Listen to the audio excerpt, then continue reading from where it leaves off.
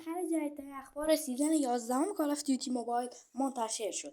از مپ DMZ تا اسکین های لژند سیزن 11 کال آف دیوتی موبایل.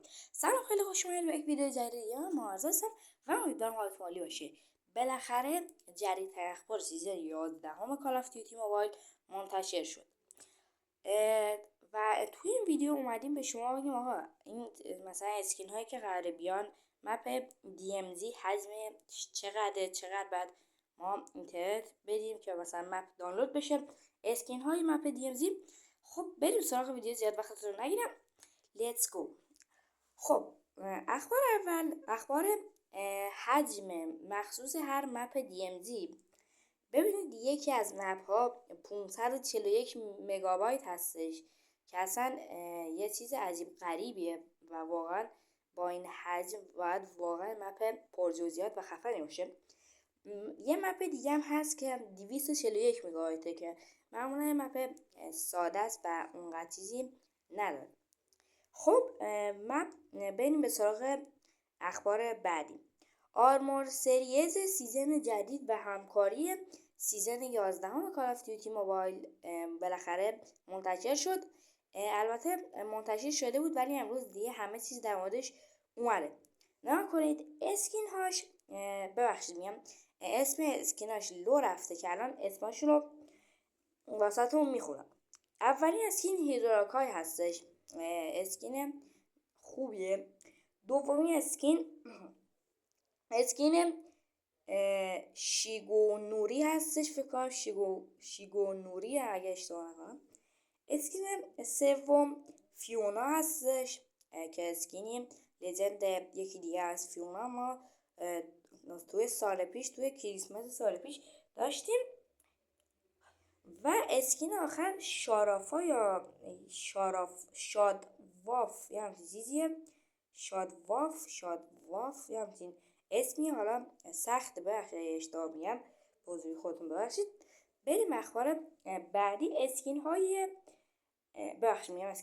گان های لژند و متیک سیزن 11 که قراره چه گان هایی باشن، چه متیک و چه لژندری. ببینید لژندری ها من حالا چند تاشو بهتون میگم، از این چند تا خیلی بیشتر هستم و الان عکسشو دارید میبینید و خب بیشتر هستم. ببینید اولش MG42، دومش RPD، UZ داره، USS9 داره و تندرام داره که قراره دوباره تندرام لژندری به بازی اضافه بشه. حالا متیک گفتن طبق عکسی که اینجا دیدید یه متیک قراره به بازی اضافه بشه و حالا معلوم نیست اون متیک چی هستش. خب بریم به اخبار شماره بعدی. اسکین های مود DMZ که الان سریع واسهتون میگم. اولش کروناها هستش، کروناها که اسکین خوبیه تقریبا میشه گفت.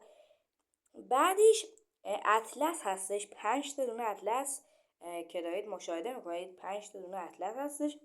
و بعدش دوباره کرونا 1 تا 8 تا کرونا دوباره داریم، پس شد 8 تا کرونا، 5 تا اطلس و اسکین KG که حالا اسکین معلوم نیست عکساش حالا فعلا لو رفته و اگر عکساش لو بره یا حالا مشخصاتشون لو بره حتما ویدیوشو واسهتون میذارم.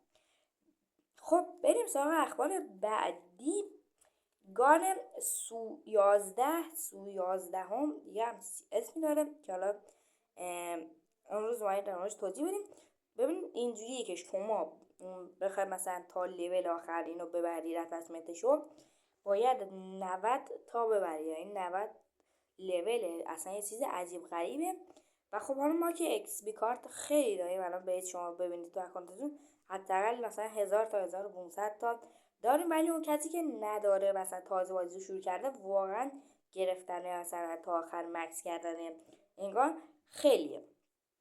خب بریم به سراغ اخبار آخر، اما قبلش ممنون میشم کانالمو سابسکرایب کنید که از اخبار بعدی جا نمونیم و اگه لایک کنی یه انرژی خیلی خفنی بند داریم.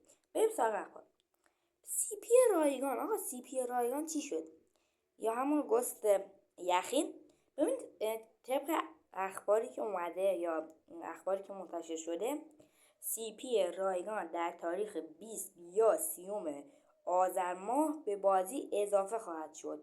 حالا بعضیا میگن 24م، بعضیا میگن 27م.